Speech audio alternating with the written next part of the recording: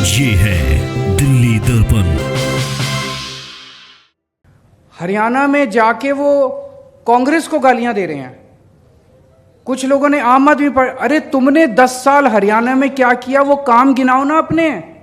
10 साल में उनके पास एक काम नहीं है गिनाने के लिए। इस तरह का हमला जो हमारे ऊपर किया गया, ऐसा हमला इतिहास में कम से कम भारत की राजनीति में तो दिखाई नहीं देता कि किसी भी सरकार ने किसी भी पार्टी के ऊपर इस कदर हमला किया हो। मैं हमेशा कहता हूँ मोदी जी बहुत ताकतवर हैं, मोदी जी के पास अथाह पैसा है, लेकिन मोदी भगवान नहीं है। क्योंकि अगर भगवान हमारे साथ नहीं होता तो इतना ताकतवर आदमी जिसने ऐसे प्लान बनाए थे वो सफल हो जाता, उनके सारे मंसूबे सफल हो जाते, आम आदमी पार्टी टूट जाती, हमारी सरकार भी टूट जाती, लेकिन वो नहीं टूटी, उनके मंसूबे सफल नहीं हुए। आप सब लोगों को नमस्कार, सबको मेरा प्रणाम। जेल से निकलने के बाद मेरा बहुत मन था कि सभी काउंसलर साथियों के साथ एक बार मिला जाए।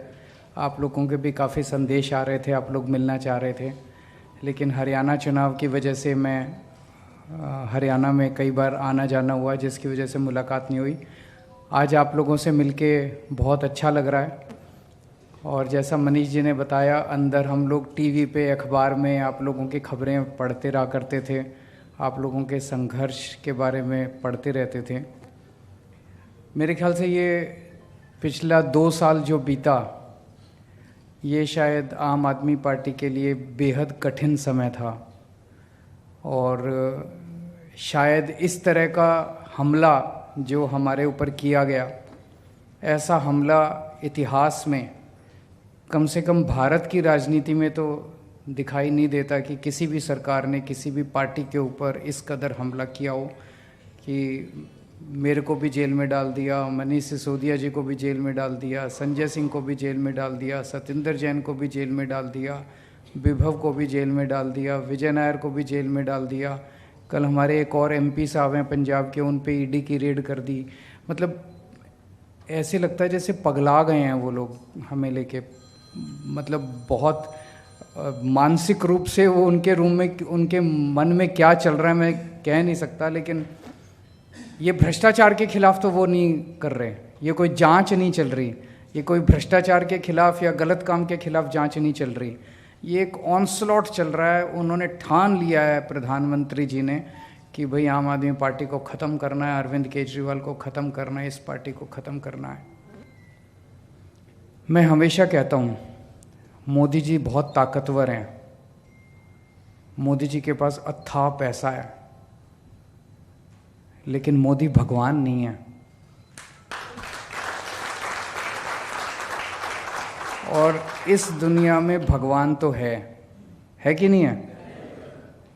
और वो भगवान हमारे साथ है।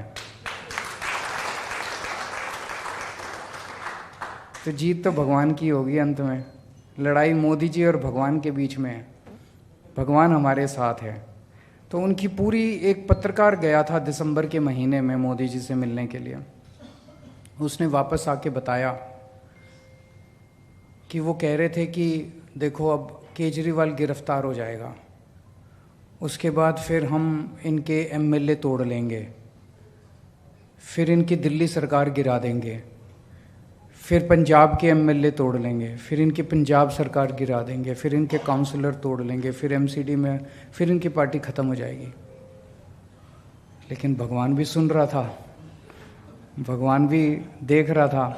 तो मोदी जी ने मेरे को गिरफ्तार तो कर लिया, ना दिल्ली सरकार टूटी, ना कोई एमएलए टूटे, ना पंजाब सरकार टूटी, ना पंजाब में एमएलए टूटे, ना एमसीडी टूटी।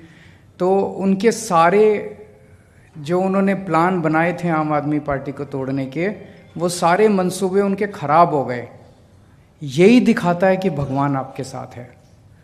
क्योंकि अगर भगवान हमारे साथ नहीं होता तो इतना ताकतवर आदमी जिसने ऐसे प्लान बनाए थे वो सफल हो जाता, उनके सारे मंसूबे सफल हो जाते, आम आदमी पार्टी टूट जाती, हमारी सरकार भी टूट जाती, लेकिन वो नहीं टूटी, उनके मंसूबे सफल नहीं हुए।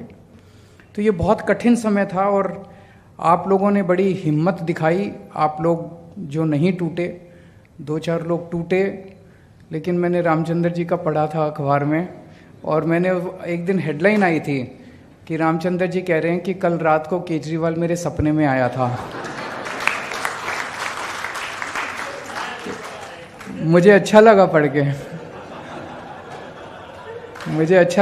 के, और मुझे लगा जेल में बैठ के अगर मैं आप सबके सपनों में अच्छे से आ रहा हूँ तो बहुत अच्छी बात है। अगर मैं आप लोगों को प्रेरणा दे रहा हूँ तो बहुत अच्छी बात है।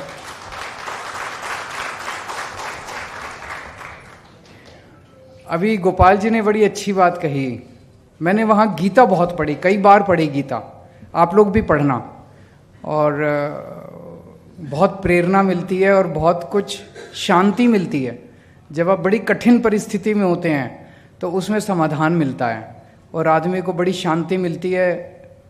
कठिन से कठिन समस्या को डील करने का एक तरीका, उपाय मिलता है। तो अभी गोपाल जी ने जो कहा वो बड़ी अच्छी बात कही कि सब दुखी हैं।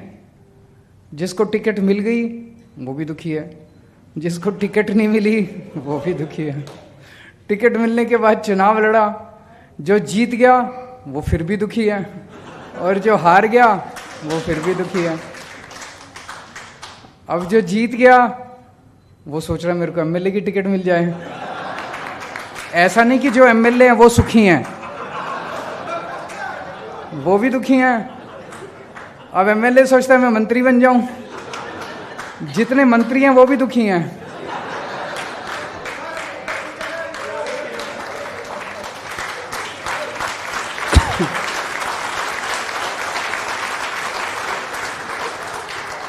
और जितने मुख्यमंत्री हैं वो भी दुखी हैं,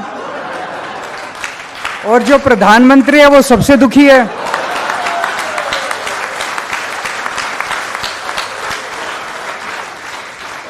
प्रधानमंत्री को समझ नहीं आ रहा है केजरीवाल को काबू कैसे करें, जबकि केजरीवाल एक छोटा सा आदमी है। तो सबसे इंपॉर्टेंट चीज जिंदगी में है खुश रहना, है कि नहीं है? बाकी सारी चीजें इंपॉर्टेंट नहीं है। लड़ते रहो जिंदगी में, कभी ये टिकट मिल जाए, कभी ये जीत जाए, कभी मंत्री बन जाऊं, कभी खुशी नहीं मिलने वाली। खुशी तो जो आज है, जैसा है, उसी के अंदर खुशी मिलेगी। ये गीता की सबसे बड़ी। तो जिसके पास कुछ आपसे कम है उसको, उसकी तरफ देखो और उससे आपको ये पता चलेगा भी मेरे को तो भगवान ने ज़्यादा दिया। जैसे कभी कभी जेल में होते थे तो जेल में लगता था यार पता नहीं कब निकलेंगे। फिर मेरे को मनीष सिसोदिया ध्यान आता था कि इसको तो 1.5 साल हो गए, और मेरा तो फिर भी परिवार ठीक ठाक है। इनकी पत्नी इतनी बीमार थी, बहुत ज़्यादा बीमार है इनकी पत्नी, उसके बावजूद ये शख्स टूटा नहीं। और उसके बावजूद मेरे को पता है इनके पास कई बार उन लोगों ने अप्रोच किया कि केजरीवाल का साथ छोड़ दो, हमारी पार्टी में आ जाओ और आपको जेल से छोड़, टूटे नहीं है। तो इससे प्रेरणा मिलती थी। तो जिस व्यक्ति का संघर्ष आपसे ज़्यादा है या जिस व्यक्ति को भगवान ने आपसे कम दिया है वो आपको प्रेरणा देता है, यार इससे तो ज़्यादा ही मिला है मेरे को, खुश रहूँ मैं। और जिस व्यक्ति के पास आपसे ज़्यादा है, भगवान ने उसे ज़्यादा दिया, उसकी तरफ देखो वो भी दुखी है।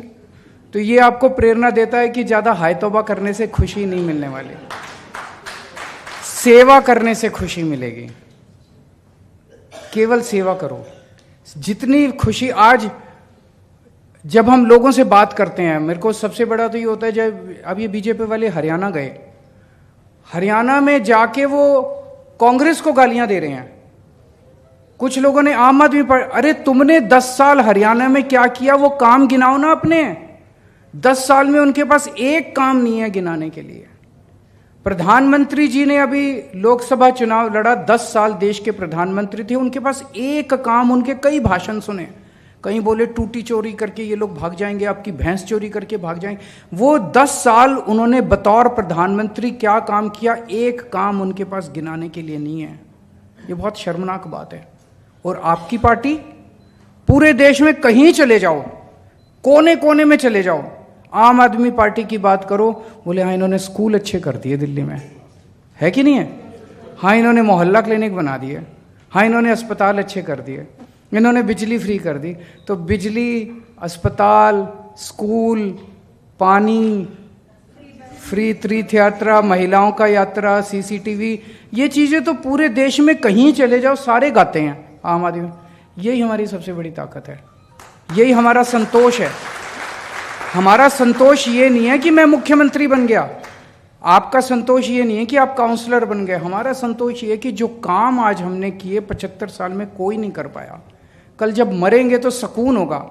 ऊपर वाले के साथ दरबार में जाके कह सकते हैं जी मैंने बच्चों को अच्छी शिक्षा दी थी, पढ़ाया था, हम लोगों ने बच्चों के लिए अच्छे काम किए थे। तो खुश रहना है। और खुश कैसे रहना है? जितना भगवान ने, ये भी गीता में लिखा हुआ है, जितना भगवान ने दिया है उसी से सेवा करने की कोशिश करो। आप सोचो फंड और मिल जाए ये, और कोशिश संघर्ष करेंगे और फंड भी मिले, स्टैंडिंग कमेटी भी मिले, पावर भी मिले। लेकिन आज आप जिस पोजीशन पे हो, अरे कल तक तो हम कुछ भी नहीं थे। दिल्ली की झुग्गियों के अंदर मैं और मनीष सिसोदिया जी दिल्ली की झुग्गियों में घुमा करते थे हम, तभी शीला दीक्षित जी से काम करा लिया करते थे, धरने दे दे के काम करा लिया करते थे। आज तो फिर भी कोई काउंसलर है, कोई एमएलए है, कोई मंत्री है, कोई मुख्यमंत्री, आज तो फिर भी कुछ तमगा तो लगा हुआ है, तो कुछ ज़्यादा ही काम करा सकते हैं, जो पहले हम कुछ भी नहीं थे तभी करा लिया करते थे। तो जितनी सेवा कर सकते हो जनता की अपने तन मन धन से, काम तो यही आएगी, सेवा ही काम आएगी और कुछ काम नहीं आने वाला।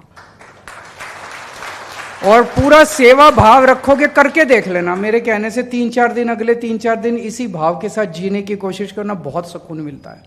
बड़ी टेंशन, जब से मैं गीता बहुत ज़्यादा पढ़ी, बाहर आया हूं ना, बहुत सुकून में रह रहा हूं मैं। जितना भगवान ने दिया है, खुश रहो और जनता की सेवा करो, देश की सेवा करो। अब चुनाव आने वाले हैं। पहली चीज़ तो किसी भी चुनाव को हल्के में नहीं लेना चाहिए। अभी तो पता नहीं नतीजे क्या हैं, लेकिन आज के चुनाव से सबसे बड़ी सबक यही है कि ओवर कॉन्फिडेंस मत करना कभी भी। किसी भी चुनाव को हल्के में नहीं लेना चाहिए। हर चुनाव कठिन होता है, हर चुनाव में हर सीट कठिन होती है, मेहनत करनी है।